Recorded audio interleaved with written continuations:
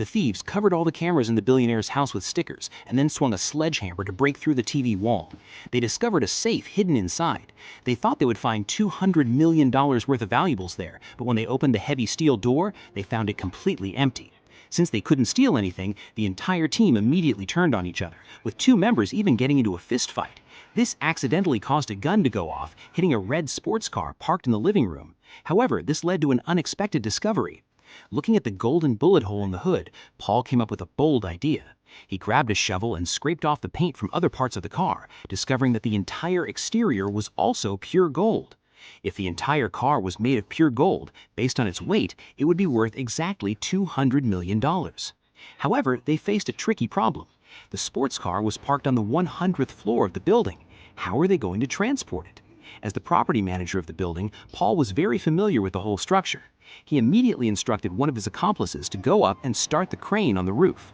When the crane's arm lowered to the 100th floor, they hooked the tail of the car. With everyone's cooperation, the car was hoisted into the air. The accomplice on the roof continued to operate the crane, but instead of lowering it directly to the ground, they aimed for an empty apartment on the next floor down, where another accomplice was prepared to catch the car. However, just as he reached for the car, he accidentally slipped, and the weight of the car lifted him off the ground, leaving him hanging in the air. The two above quickly rushed to rescue him.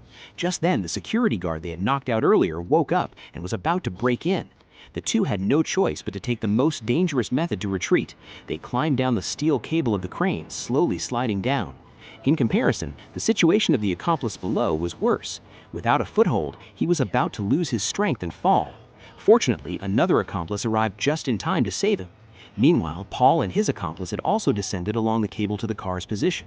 Wanting to survive while not wanting to give up the pure gold sports car, they squeezed into the car and pushed their feet against the top, exerting force to try to swing the entire car inside.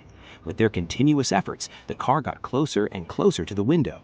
The accomplice inside seized the moment, using an iron hook to catch the car's bumper.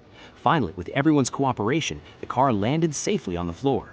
After that, they pushed the car out of the room, but due to the size of the car, it couldn't fit in the elevator. They had to push the car onto the top of the elevator cabin, planning to transport it that way. Just as they secured the car, the elevator suddenly started to descend. It turned out that the billionaire had activated the elevator on his way back home,